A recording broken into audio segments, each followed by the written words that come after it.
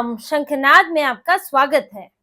राहुल गांधी और कांग्रेस पिछले कुछ दिनों से संसद में हंगामा मचा रहे हैं। इंडिया अलायंस वाले शोर मचा रहे हैं कि एलओपी को बोलने नहीं दिया जा रहा है, राहुल गांधी का माइक नहीं चल रहा है, स्पीकर उनके साथ अन्याय कर रहे हैं, लोकतंत्र का गला घोटा जा रहा है। ये पिछले कुछ दिनों से इन लोगों ने संसद को बाधित करके रखा हुआ है और राहुल गांधी को लेकर हंगामा हो रहा है। लेकिन अब अमित शाह खुद मैदान में उतरे हैं। जब इनका ये हंगामा, शोर शराबा, जब ये सहन से बाहर हो गया, अब ये हद से बाहर हो गए, तो अमित शाह ने मोर्चा संभाला और मीडिया के सामने आकर कांग्रेस की हकीकत बताई। वो सच बताया जो राहुल गांधी और कांग्रेस अभी तक छुपा रहे थे। जो कह तो रहे थे कि हमें समय नहीं मिलता, बोलने के लिए समय नहीं देते स्पीकर राहुल गांधी को, जबकि वो एलओपी है। लेकिन जब समय मिलता है तो राहुल गांधी कहाँ होते हैं, कहाँ गायब हो जाते हैं। अब अमित शाह ने ये बताया। अमित शाह ने प्रेस कॉन्फ्रेंस की और उन्होंने इस बात की जानकारी दी कि राहुल गांधी जो आरोप लगा रहे हैं कि उन्हें स्पीकर ने बोलने का समय नहीं दिया, एलओपी हैं, वो चाहे जब चाहे बोल सकते हैं। लेकिन उन्हें बताया अमित शाह ने कि एलओपी ऐसा नहीं है कि जब चाहे बोल सकता है, हर किसी के लिए एक समय निर्धारित होता है। और जब राहुल गांधी को समय दिया गया था तब वो वियतनाम में थे। जब राहुल गांधी के लिए, कांग्रेस के लिए एक समय निर्धारित था, जब होली के बाद दोबारा सेशन शुरू हुआ था, उसमें बोलने के लिए एक बहुत ही अहम मुद्दे पर चर्चा चल रही थी, बहुत ही गंभीर मुद्दे पर चर्चा चल रही थी। लेकिन राहुल गांधी वहां नहीं थे, वो वियतनाम गए हुए थे, इसीलिए जो उनका समय था वो निकल गया।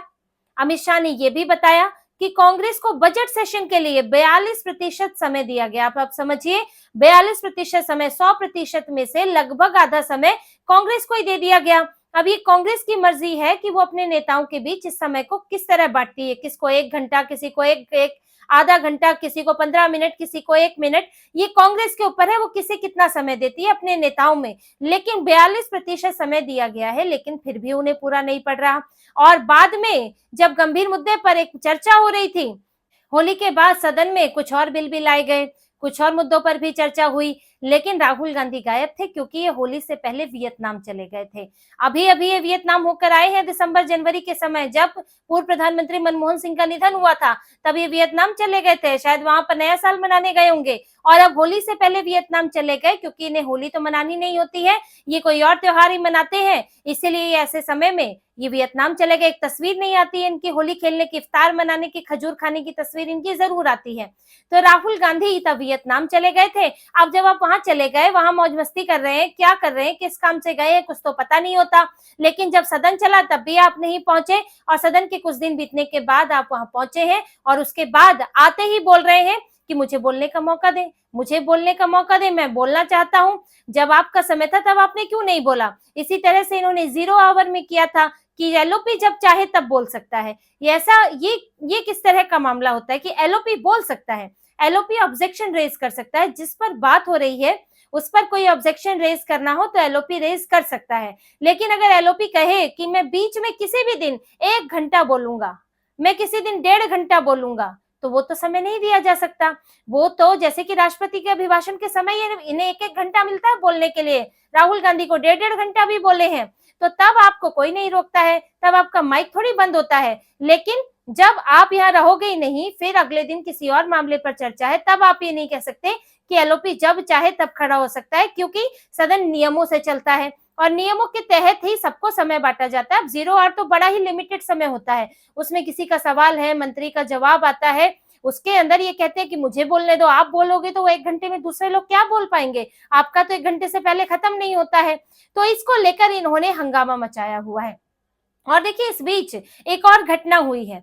इस बीच में राहुल गांधी का बड़ा ही अमर्यादित व्यवहार रहा है सदन के अंदर, जिसे लेकर स्पीकर ने उन्हें सरेआम हिदायत भी दी, साफ कहा कि एलओपी को अपने व्यवहार को लेकर मर्यादित रहना चाहिए, उन्हें रूल 349 देखना चाहिए, जिसमें सांसदों के व्यवहार के नियम लिखे हुए हैं। इस सदन में पति पत्नी, माँ बेटी और पिता पुत्र कई लोग काम करते हैं, तो आपका व्यवहार मर्यादा के अनुसार होना चाहिए। क्योंकि राहुल गांधी ने 18 मार्च को जब सदन चल रहा था और कांग्रेस के ही एक विधायक, एक सांसद बोल रहे थे, मणिकम टैगोर बोल रहे थे, तब राहुल गांधी टहलते हुए आए, अपने एक सांसद के पेट में शायद गुदगुदी की या कुछ मारा, और फिर उसके बाद जो है अपनी बहन प्रियंका वाड्रा के चेयर तक आए और वहां पर उनकी सीट पर आकर प्रियंका वाड्रा के गालों को हाथ में लिया, उनके गालों को दबाया और उसके बाद सीट पर बैठे।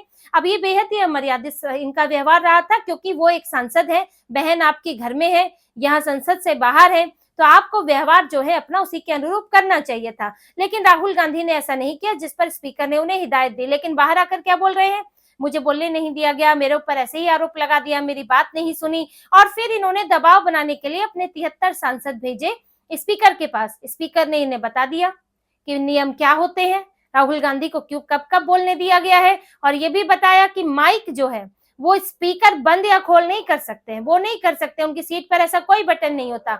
हाँ, स्पीकर ये कहते हैं कि ये व्यक्ति बोलेंगे, ये सांसद बोलेंगे तो उनके आगे का माइक ऑन हो जाता है, लेकिन स्पीकर किसी का माइक बंद नहीं कर सकते, किसी का माइक चालू नहीं कर सकते। तो स्पीकर के सामने तो ये लोग ये बात बोल नहीं सकते, इन्हें पता है ये तो मीडिया में बोलने के लिए है कि मेरा माइक बंद हो गया, उसका माइक खुल गया, ये सब ड्रामा है, ये सब टेक्निकल प्रॉब्लम हो सकती है। और जब कांग्रेस सत्ता में थी तब भी ऐसा होता था, कई बार विपक्ष की नेता सुषमा स्वराज का माइक बंद हुआ है, लेकिन ये थोड़ी कि स्पीकर ने बंद किया। हाँ, आप स्पीकर से शिकायत कर सकते हैं कि ये माइक बंद हो जाता है, तो इसको टेक्निकल प्रॉब्लम को दूर कराएं। लेकिन इन्होंने तो इसे तानाशाही का मुद्दा बना लिया है। स्पीकर ने इन्हें समझाया और इनको अपना समूह लेकर आना पड़ा, क्योंकि राहुल गांधी की गलती तो थी। तब इन्हें लगा कि अब तो ऐसे बात बनेगी नहीं, अब इन्हें बोलने तो दिया नहीं जा रहा है राहुल गांधी को, क्योंकि आप अपना समय गवा चुके हो।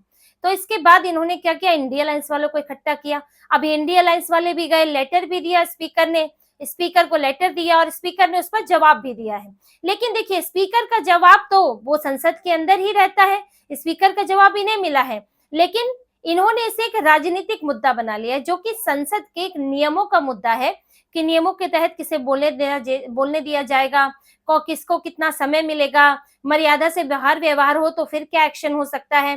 तो ये सब चीजें संसद के अंदर की चीजें हैं, लेकिन इन्होंने इसे पॉलिटिसाइज कर दिया, राजनीतिक बना दिया कि राहुल गांधी को विपक्ष का नेता होने के कारण नहीं बोलने दिया जा रहा है और राहुल गांधी से कांग्रेस डर रही है। जिसके बाद अमित शाह को खुद मैदान में आना पड़ा। जब इन्होंने ये हद मचा दी, ये दिन रात इसी को गा रहे हैं, पूरा इंडिया अलायंस एक होकर बैठा है, तो अमित शाह मैदान में आए और उन्होंने खुद प्रेस कॉन्फ्रेंस की और राहुल गांधी की हकीकत बताई। देखिए, कांग्रेस बीजेपी की बैठक हुई थी एक दिन पहले, 28 तारीख को कैबिनेट की बैठक हुई थी, जिसमें कई फैसले हुए। बिहार के लिए प्रोजेक्ट शुरू हुआ, डीए, सरकारी कर्मचारियों का डीए बढ़ाने को लेकर फैसला हुआ है। लेकिन इसमें एक और चर्चा हुई और वो थी वक्फ बोर्ड संशोधन बिल की चर्चा, जिसमें जिम्मेदारी अमित शाह को दी गई है कि उन्हें पास कराना है दोनों सदनों से। और ये जो पूरा अभी हंगामा कर रहे हैं, उस हंगामे का भी जवाब देना है, क्योंकि ये हंगामा कहीं ना कहीं वक्फ बोर्ड से जुड़ा हुआ है। और इसीलिए अमित शाह मैदान में आए थे, क्योंकि ये इंडिया अलायंस वाले नेता जो आज तक कभी राहुल गांधी को स्वीकार तो करते नहीं है। ममता बनर्जी कहती है राहुल गांधी हमारे नेता नहीं है, राहुल गांधी को मुझे इंडिया अलायंस का नेता बनाना चाहिए, कांग्रेस नेतृत्व नहीं कर सकती, बार बार चुनाव हार रही है। और वहां से सपा है, अखिलेश यादव महत्व नहीं देते राहुल गांधी को। यहाँ पर गठबंधन की बात हो तो कांग्रेस को जो है वो 2, तीसरे, चौथे, 5वें दर्जे की पार्टी मानते हैं। और इधर महाराष्ट्र में बात करें तो उद्धव ठाकरे भी दाव ठोक रहे हैं कि मुझे इंडिया अलायंस का नेता होना चाहिए। तो यहाँ पर राहुल गांधी को वैसे तो कोई भाव देता नहीं है, लेकिन इन्होंने आजकल ये लोग संसद में एकजुट दिख रहे हैं। टीएमसी के भी सांसद जा रहे हैं, यहाँ पर राजद के भी जा रहे हैं, उद्धव ठाकरे के सांसद जा रहे हैं, सपा के सांसद जा रहे हैं। तो ये सब मिलकर राहुल गांधी के पीछे क्यों खड़े हैं, जबकि राहुल गांधी को कोई कुछ नहीं समझता। और राहुल इसी कारण कभी इंडिया अलायंस के वो पीएम उम्मीदवार नहीं बन पाते और कभी भी ये नहीं हो पाता कि राहुल गांधी इंडिया अलायंस का नेतृत्व कर रहे हैं, क्योंकि कोई भी नेतृत्व स्वीकार करने को तैयार ही नहीं है। लेकिन आज ये एलओपी के नाते उनके पीछे खड़े हैं। क्यों खड़े हैं, उसके पीछे ही वजह वक्फ बोर्ड ही है। वक्फ बोर्ड की ये कारण है कि ये लोग हंगामा करना चाहते हैं, क्योंकि वक्फ बिल आने वाला है 1 अप्रैल से 4 अप्रैल के बीच में, क्योंकि 4 अप्रैल को सदन ही समाप्त हो जाएगा, सदन की कार्यवाही खत्म हो जाएगी, तो उससे पहले 1 से 4 अप्रैल के बीच में वक्फ बोर्ड संशोधन बिल आना है। और ये लोग ये कोशिश कर रहे हैं कि ये राहुल गांधी की जो अपनी वजहों से, एक तो उनका अमर्यादित व्यवहार, दूसरा उनका वियतनाम जाना, उसके कारण जो राहुल गांधी को अब समय नहीं मिल पा रहा है बोलने के लिए, तो उसको एक बहाना बनाएंगे हंगामा करने का, सरकार पर दबाव बनाने का। वक्फ बोर्ड संशोधन बिल आने से पहले ही ये दबाव बनाने की कोशिश है। काली पट्टी बांधकर नमाज पढ़ रहे हैं। असदुद्दीन ओवैसी ने बांधी हुई है काली पट्टी।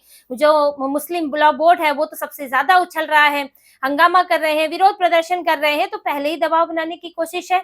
तो अब इन्हें इंडिया अलायंस वालों को, जिनके बीच में ये होड़ लगी है कि मुस्लिम वोट हमें सबसे ज्यादा मिले, तो ये भी पीछे नहीं हटना चाहते। अब इनके हाथ में तो है कुछ नहीं, क्योंकि भाजपा के पास बहुमत है, एनडीए की पार्टियां सारी भाजपा के साथ हैं, तो ये बिल तो पास होना तय है, वक्फ बोर्ड संशोधन बिल।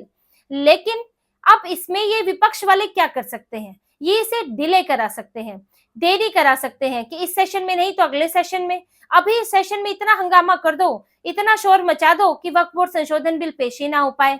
राहुल गांधी का मुद्दा बड़ा कर दो, सरकार उसमें उलझ जाए। तो ये पूरा डिले कराना चाहते हैं वक्फ बोर्ड संशोधन बिल को, इसीलिए ये हंगामा कर रहे हैं। इसलिए अमित शाह ने इनको बाहर आकर टारगेट किया फॉरेन विजिट के लिए, जो कांग्रेस की सबसे जो है कमजोर कड़ी है, क्योंकि राहुल गांधी की सीक्रेट विजिट पर कांग्रेस का मुंह बंद हो जाता है। अभी जब वियतनाम ये गए हैं मार्च में, होली से पहले, उस पर कांग्रेस का कोई बयान नहीं आया। बार बार बीजेपी ने मुद्दा उठाया, लेकिन कांग्रेस का कोई नेता बोलने को तैयार नहीं। बस निजी ट्रिप है, निजी ट्रिप है, अरे निजी है, कितनी बार निजी ट्रिप करोगे, वहां रखा क्या है?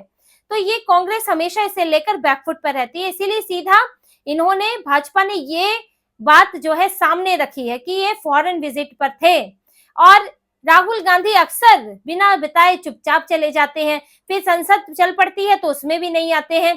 तो कांग्रेस को निशाने पर लेने के लिए ये बात सामने रखी गई, ताकि अब कांग्रेस जो है, जो अभी तक हावी होने की कोशिश कर रही थी, इंडिया अलायंस हावी होने की कोशिश कर रहा था, तो अमित शाह के अभी बयान ने ये सच्चाई बताने से अब बाजी पलट गई है। अब भाजपा हावी है, क्योंकि भाजपा ने तय किया है कि अब इनके जवाब को, इनको आक्रामक तरीके से जवाब देना होगा। 19 अप्रैल को भी अमेरिका जाने वाले हैं। सूत्रों के हवाले से खबर है कि राहुल गांधी इसी महीने अप्रैल में ही 18-19 तारीख तक अमेरिका जा सकते हैं, यानी एक और फॉरेन विजिट पर जा सकते हैं। तो राहुल गांधी की फॉरेन विजिट जो है वो हमेशा से निशाने पर रही है और हमेशा शंकाओं के घेरे में रही है। तो अब कांग्रेस इस वियतनाम विजिट से छुटकारा पाएगी, तो कांग्रेस की अमेरिका विजिट राहुल गांधी की, उसकी नाक में दम करने के लिए तैयार बैठी है। इसीलिए इस मुद्दे को अब सामने लाया जा रहा है। और देखिए, राहुल गांधी को लेकर अब भाजपा जो है वो कोई नरम रवैया अपनाने के मूड में नहीं है। ये मुद्दा जो है, अभी सदन चलता फिर बंद हो जाता, तब ये मामला भी खत्म हो जाता, लेकिन भाजपा इन्हें जवाब देना चाहती है, और इसीलिए राहुल गांधी की फॉरेन विजिट की बात जो है हमेशा उठती है। और साथ ही देखिए, राहुल गांधी के इस बीच नागरिकता का मामला भी उठ रहा है, क्योंकि ब्रिटिश नागरिकता को लेकर इनकी, जब इन्होंने ब्रिटिश नागरिकता ली थी और इसके बाद 2004 में भारत में चुनाव लड़ा, लेकिन जो आरोप लगते हैं कि तब भी इनके पास ब्रिटिश नागरिकता थी, क्योंकि 2006 में इन्होंने बैकअप्स लिमिटेड नाम की एक कंपनी, जिसके ये डायरेक्टर थे, उसकी रिटर्न में बताया था 2006 में कि ये ब्रिटिश नागरिक हैं। तो तब अगर आप 2006 में ब्रिटिश नागरिक थे, तो 2004 में आप भारतीय नागरिक कैसे हो सकते हैं, चुनाव कैसे लड़ सकते हैं? इसे लेकर सुब्रमण्यम स्वामी, बीजेपी नेता, उन्होंने भी दिल्ली हाईकोर्ट में अपील दायर की है, और इलाहाबाद कोर्ट में भी इसको लेकर अपील लगाई गई है, एस विघ्नेश शिशिर ने लगाई है वहां पर। और इलाहाबाद हाई कोर्ट ने सरकार को डेडलाइन दी है कि 21 तारीख तक आपको जवाब देना है, राहुल गांधी की नागरिकता पर स्टेटस रिपोर्ट देनी है। अब गृह मंत्रालय पर भी दबाव है, और गृह मंत्रालय भी अब इस मूड में है कि जवाब अब दे दिया जाएगा, और इसके लिए चाहे ब्रिटेन से दस्तावेज मंगाने पड़े, चाहे या भारतीय दस्तावेज कोर्ट के सामने रखने पड़े। तो राहुल गांधी को लेकर अब भाजपा का भी आक्रामक रुख है, इससे पता चलता है, और इन्हें वन वे नहीं दिया जाएगा कि जो मर्जी बोलते रहो। ये भाजपा जो है वो सदन के अंदर बात करेगी, ये सदन से बाहर बात करेंगे, तो वन वे नहीं होगा। और ये अपनी फॉरेन ट्रिप को लेकर तो अभी तो ये और टारगेट होंगे और निशाने पर आएंगे। नागरिकता का मामला चल ही रहा है, इससे साफ लग रहा है कि अमित शाह इन्हें बख्शने वाले नहीं हैं, और आने वाले वक्त में इन्हें लेकर और ज्यादा सख्ती हो सकती है और कोई बड़ी कार्रवाई हो सकती है। तो इसी तरह की और खबरें और विश्लेषण आपके लिए लाते रहेंगे। हमसे जुड़े रहिए, सब्सक्राइब कीजिए, कमेंट कीजिए। बहुत बहुत धन्यवाद। जय श्री राम।